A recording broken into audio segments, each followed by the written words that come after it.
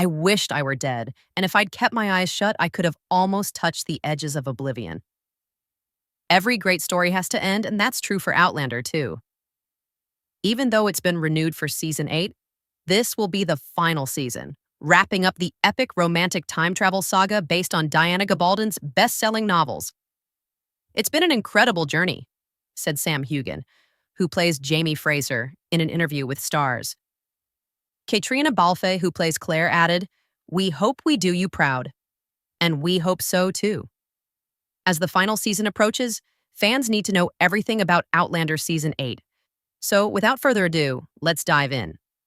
First, let's catch up on what happened in Outlander Season 7, Part 1, so you have a better picture of what to expect in Part 2 and beyond. At the end of Season 7, Episode 8, we see Roger and Brianna in the 20th century. After spending a lot of time on their story in the previous episode, including a rather memorable or best forgotten sex scene set to Phil Collins' In the Air Tonight, we briefly catch up with the distressed parents. They've discovered that Rob Cameron has kidnapped their son Jemmy and disappeared into the night. We always had our suspicions about Rob. He seemed far too interested in Roger's book about time travel, got overly friendly with Brianna, and rudely turned up for dinner at Lallybroch uninvited. Now Roger and Brianna are realizing just how dangerous he truly is. Brianna believes Rob has taken Jemmy through the stones to the 18th century. She suspects his plan is to use Jemmy to find the French gold hidden in a cave near Fraser's Ridge. Thanks to Roger's book, Rob knows that Jemmy is one of the few who knows its location, aside from his grandfather. Jemmy's ancestor, Buck Mackenzie, who accidentally traveled to the 20th century, volunteers to go with Roger to bring Jemmy back. He does this despite knowing that, according to Roger's family tree, if he returns to the past, he is destined to die within a year. What a noble sacrifice. We can almost forgive him for being part of the events that led to Roger being hanged back in Season 5. The family heads to the stones at Craig na Dun. Roger and Buck, with Roger clutching Jemmy's scarf, complete with its Tufty Club road safety badge, travel through the stones, leaving Brianna and their daughter, Mandy, behind. Now let's talk about Claire, Jamie, Ian, and William in the 18th century. Back in 1777, toward the end of Episode 7, Jamie was found lying lifeless on the Saratoga battlefield. Amidst the chaos, a couple of looters mistake him for a corpse.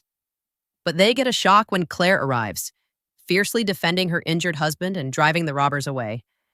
After some bickering, with Jamie cheekily asking, "What took you so long?" Claire tends to his wounds, including a particularly nasty one on his hand. Amidst these tender moments, a rare treat for Outlander fans this season, the story jumps ahead 2 weeks. Claire shares with young Ian her premonition of an upcoming pivotal battle involving the French, which prompts Ian to visit his crush, Rachel Hunter. He kisses her and she slaps him, but it's clear there's a mutual attraction, despite the complications.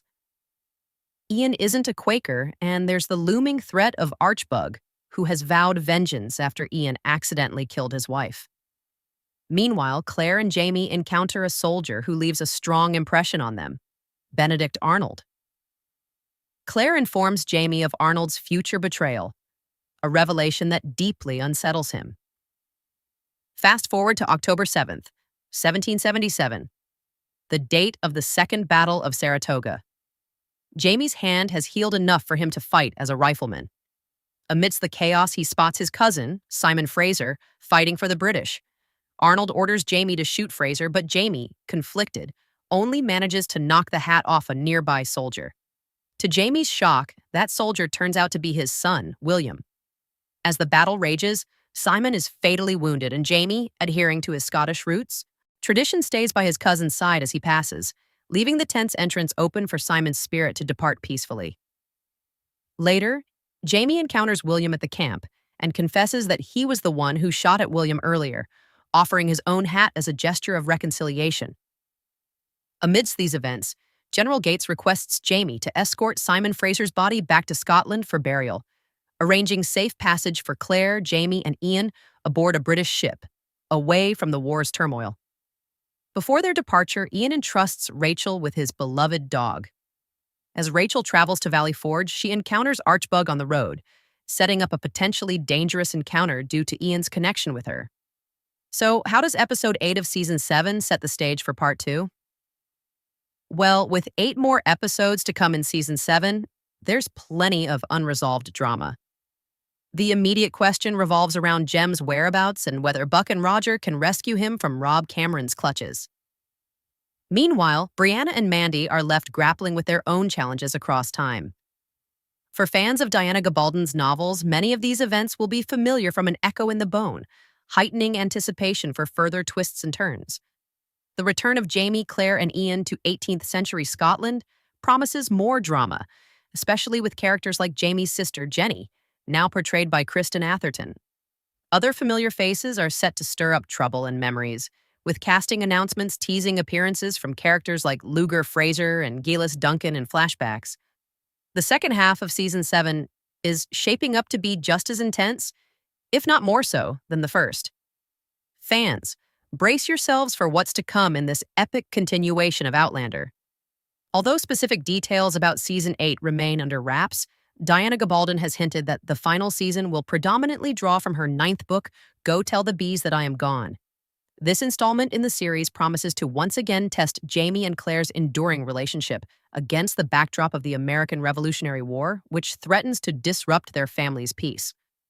Building on the events involving the menacing Rob Cameron in season 7, Go Tell the Bees That I Am Gone delves deeper into the fallout from his actions, particularly impacting Brianna, Roger, and their loved ones in the 20th century.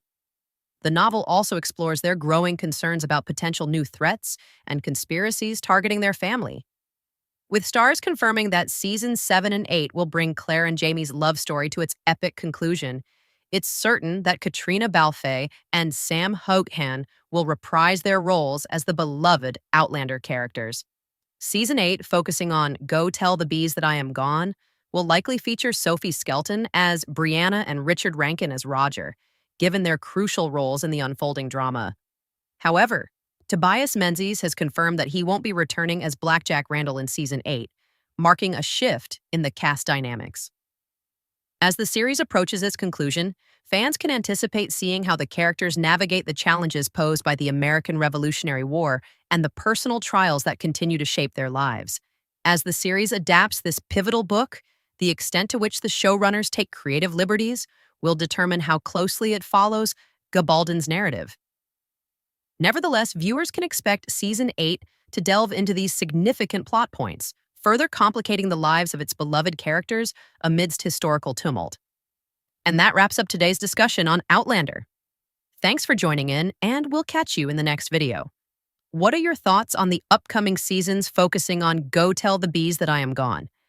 Are you excited to see how Claire and Jamie's journey concludes? Drop your suggestions for future videos in the comments below. Thanks for watching, and we'll see you in the next video.